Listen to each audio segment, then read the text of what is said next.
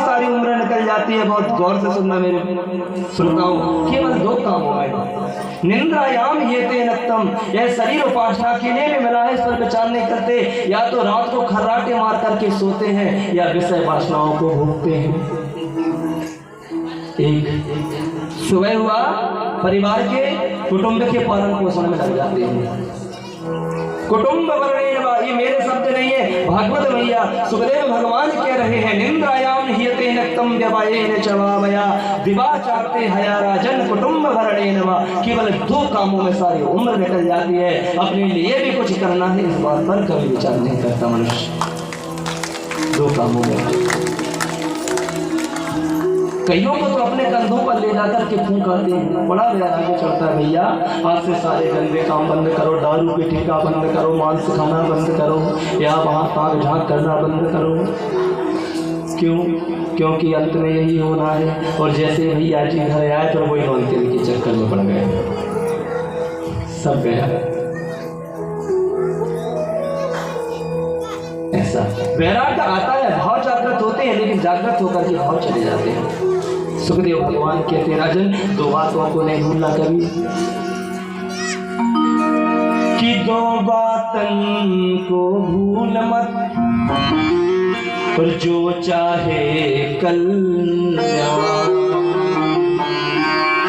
नारायण एक मौत को, दूजे श्री भगवान।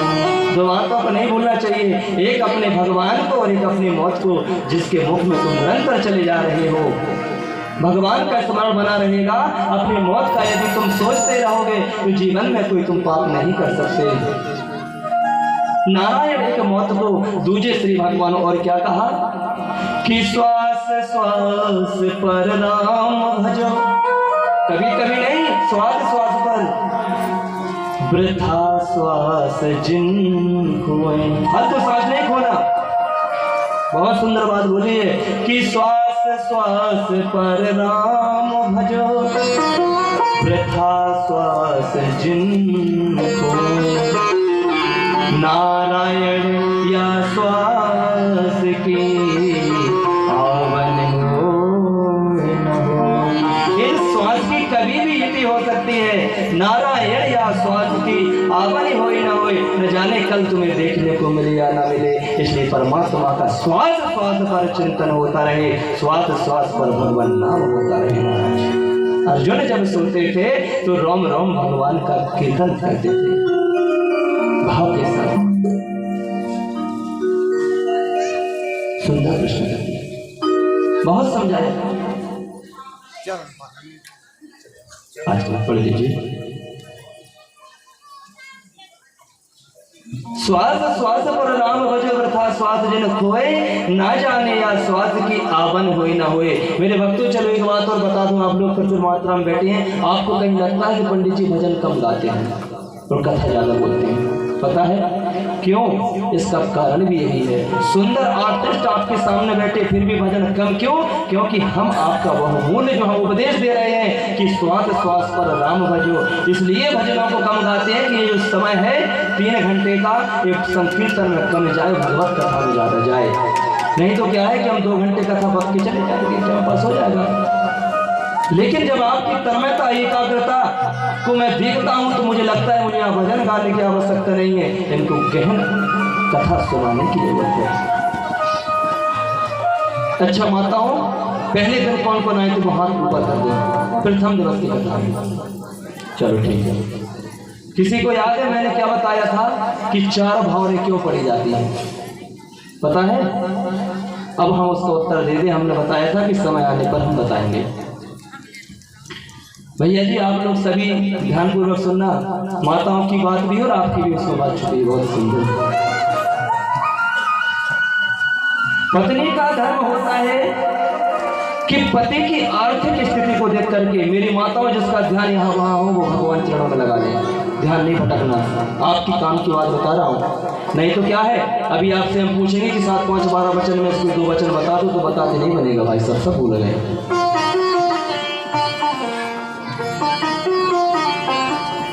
पत्नी का धर्म क्या होता है कि कि पति की आर्थिक स्थिति को देख करके घर चलाना चाहिए।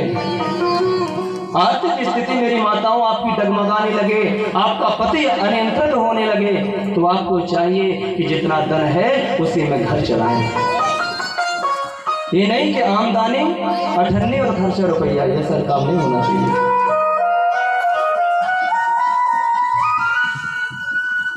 ये किसका? तुम्हारा धर्म होता है। चार भावनाएं जब पड़ती हैं तो पहले किसको? दुल्हन को आगे किया जाता है महाराज। क्यों करते हैं? पहली परिक्रमा जो होती है वह होती है धर्म की। बहुत एक एक बात ध्यान से सुनना, किसकी होती है? धर्म की। हमारे सनातन ब्राह्मण को ऐसे नहीं करवा देते आगे पीछे। जो चार परिक्रमा होती है तो पहली परिक्रमा होती है धर्म की। इससे यह सिद्ध है, प्राणों ने कहा है कि धर्म का संपादन कौन करेगा? पत्नी करेगी।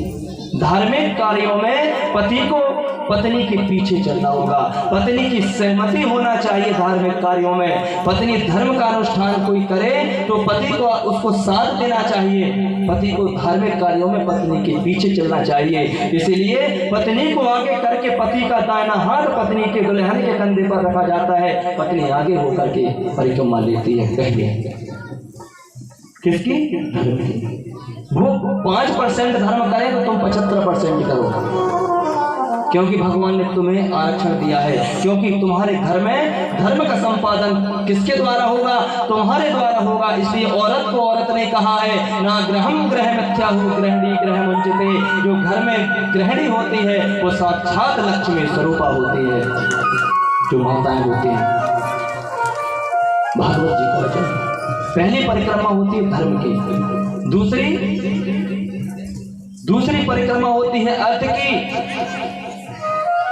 आप आगे होती है, पति आपके पीछे होता है। दूसरी परिक्रमा होती है अर्थ अर्थात पैसा, कि उस घर में पति पैसा कमा करके तो लाएगा, लेकिन उस पैसे को खर्च कितना करना है, कब करना है, उस पैसे का संतुलन, उस पैसे का नियमन केवल आपके द्वारा होगा। इसलिए आपको दूसरी परिक्रमा में आगे किया जाता है कि पति धन लाएगा, और लेकिन धन को कैसे कहाँ खर्च करना है ये केवल आपके ऊपर निर्भर है।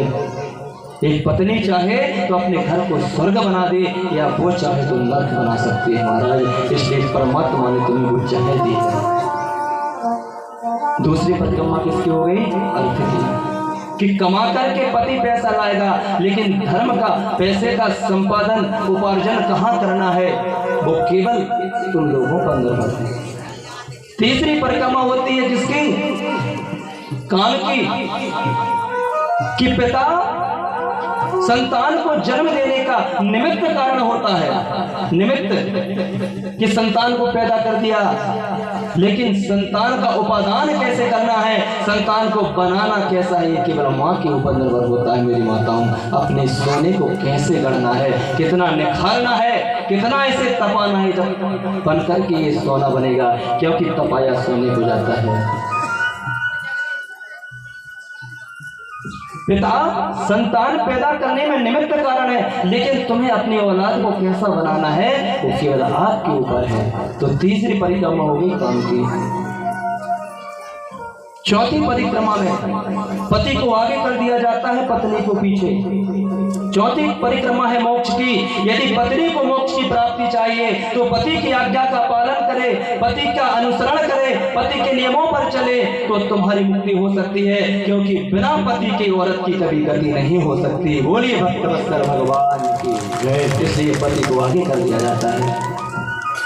ये संसार की प्रत्येक माता का, प्रत्येक औरत का धर्म होता है कि अपने पति को, उसके परिवार को सुंदर रसोई बना करके उनको तृप्त करें, उनको भोजन खिलाएं। ये किसका धर्म है? तुम्हारा धर्म है। एक बार की बात है, महाराज अकबर ने कुछ विवाह हिंदुओं से किए थे। तो एक हिंदू औरत एक महात्मा जी के पास गई, कहा महात्मा जी एक काम कीजिए, कैसा तावीज बना दीजिए कि हमारे जो स्वामी है ना अकबर महाराज, इनका आकर्षण मेरी ओर ज्यादा हो जाए, सबसे ज्यादा ये मुझे चाहिए। महात्मा जी ने तावीज दे दिया। किसी तरह बात फैल गई, महाराज अकबर को पता लग गया। तुरंत तलवार निकाली और तलवार सीधी किसकी गर्दन पर? पत्नी की। कहा, तुम्हारी निर्लज्ज, तू मेरे लिए भस्म करने के लिए ताबीज बनवा कर लाई है, बता जल्दी किस महात्मा के पास गई थी, नहीं तो तेरी गर्दन उड़ा दूंगा, दिखा जल्दी ताबीज। उसने क्या किया महाराज, जल्दी से जेब से वो ताबीज निकाला। ताबीज को जैसे अकबर ने तलवार से काटा और जैसे उसका पर्चा निकाला तो पर्चे में क्या लिखा था?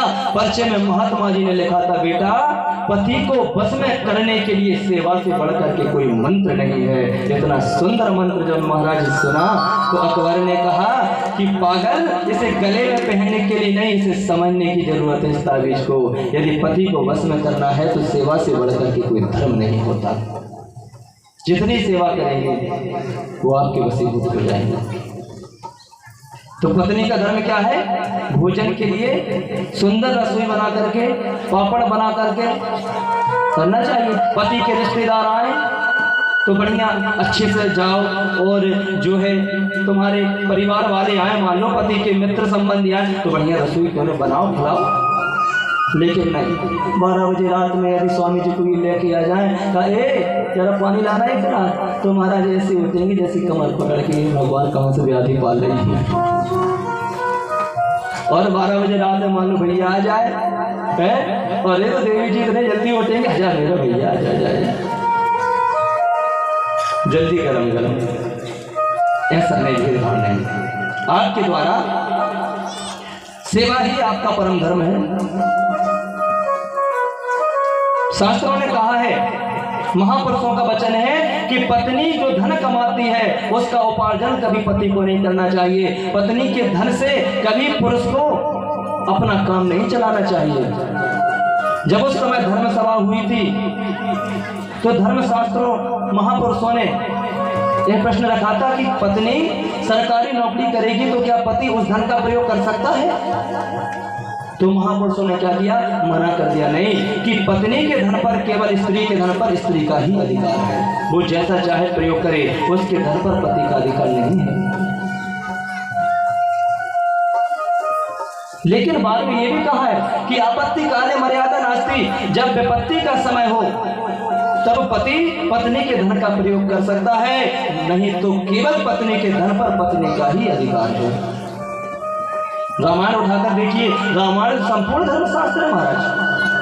कल भी मैंने यही बात बोली थी कि रामायण यदि आप पढ़ लेंगे तो संसार की प्रत्येक समस्या का समाधान हो सकता है।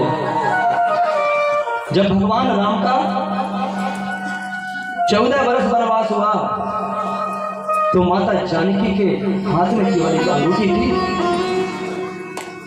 क्या थी? केवल एक अंगूठी। और जब महाराज चले तो गंगा के समीप पहुंचे तो भगवान राम केवल यही सोच रहे, संकोच में है आज प्रभु कि बताओ, आज मैं इतना बड़ा चक्रवर्ती राजा, मुझे एक छोटा सा व्यक्ति पार लगाएगा, तो हम केवल, और सबसे बड़ा दुर्भाग्य तो यह है कि मुझे इसे देने के लिए कुछ एक पैसा भी नहीं है मेरे पास, मैं इसे क्या दूंगा? उतराई इतने में वह केवट कह देता है, प्रभु कई बार तो मेरे बच्चे केवल गंगा जल पीकर रह जाते हैं, अरे कोई आता ही नहीं उतारने के लिए, तो पैसा कहाँ से आएगा? भगवान आज बड़े संकोच में है। भगवान को जब पार किया तो मानस में बाबा लिखते हैं, केवट उतारे दंडवत कीन्हा, प्रभु हुई सकुच यही नहीं कछुरी। राम जय राम जय जय राम।